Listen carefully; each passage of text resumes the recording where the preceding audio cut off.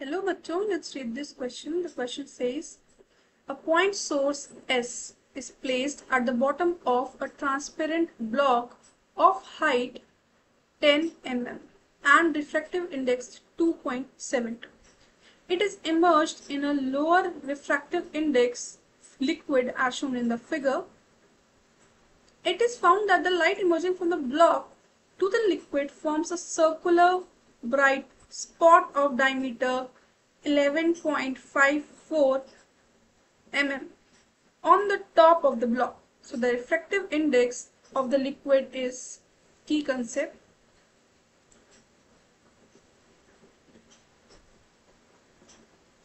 Snell's law. Snell's law होता है कि the ratio of sines of the angle of incidence and refraction is equal to ratio of the refractive index of the materials at the interface.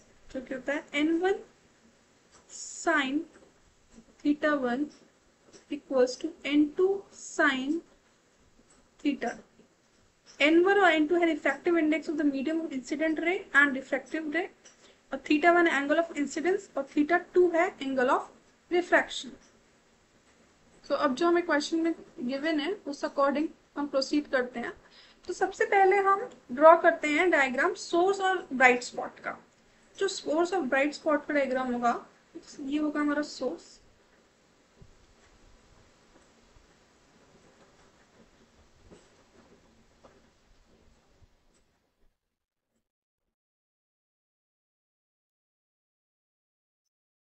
ये है पूरा bright spot 11.54 mm में है, और ये जो हाइट हमें गिवन थी वो थी 10 mm. तो यहाँ पे जो है लाइट जो सोर्स से फॉल करेगी ब्लॉक पर, और लिक्विड इंटरफेस जो आ रहा है तो क्रिटिकल एंगल पे फॉल करेगा सोर्स की जो लाइट है. तो द रिफ्रैक्टिव रे पैरेलल हो जाएगी सरफेस के. इसको भी हम ड्रॉ कर लेते हैं. तो ये रे आ रही है, ये एंगल हो गया हमारा थीटा. यहाँ पे हम एक नॉर्मल ड्रॉ कर लेते हैं, ये एंगल भी थीटा.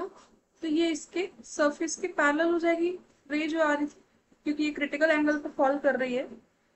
सो जो रेडियस होगा ब्राइट स्पॉट का वो होगा 11.54/2 mm. Radius of bright spot वो हो जाएगा 11.54/2 mm, जो कि होगा 5.77 mm. तो ये हमारा यहाँ पे हम हाइट ऑफ द ये जो लेंथ हो गई ये आ गई हमारे पास 5.77, और जो हाइट है वो 10 mm हमें गिवन है. तो यहाँ पे अगर हम टेन थीटा का फॉर्मूला लगाते हैं तो टेन थीटा हो जाएगा इस ट्राइंगल में. ये ट्राइंगल बोल देते हैं A B C. Triangle A B C में अगर टेन थीटा निकाला तो tan theta equals to 5.77/10. Value आ गई 0.577. तो थीटा इक्वल्स टू हमारा आ जाएगा थीटा इक्वल्स टू 30 डिग्री. अब साइन एंगल अगर हम देखें तो साइन थीटा क्या होता है हमारा 1/2. So the angle of incidence और angle of the critical angle वो होगा हमारा 90 डिग्री, क्योंकि जो क्रिटिकल एंगल होगा तो जो हमारे रिफ्रैक्टेड रे होगा वो नॉर्मल के साथ 90 डिग्री का एंगल बनाएगा. तो अब हम स्नेल्स लॉ लगा सकते हैं. स्नेल्स लॉ लगाते हैं, हो गया हमारा n2/n1 equals to sine theta 1/साइन थीटा 2.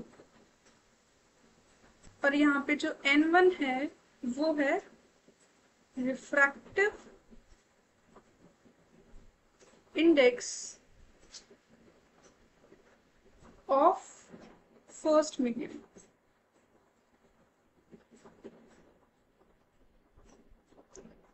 n2 है refractive index of second medium. यहाँ पे जो θ1 θ2 है, θ1 है एंगल ऑफ इंसिडेंस और θ2 है एंगल ऑफ रिफ्रैक्शन. अब हम स्नेल्स लॉ लगाते हैं. तो n2 बाय n1 की वैल्यू गिवन है 2.72 इक्वल्स टू साइन θ1 हमने निकाला है अभी, तो 30 आया, और साइन θ2 रिफ्रैक्टिव 90 डिग्री होगा, क्यों वो 90 डिग्री. सो साइन 91 होता है. यहाँ से हमारे जो n2 आ जाएगा, n2 equals to sign 30 is 1/2, तो 1/2 into 2.72, n2 equals to 1.36. So the refractive index of the liquid is 1.36. So the final answer is option C, 1.36. Hope you understood it well. Best of luck.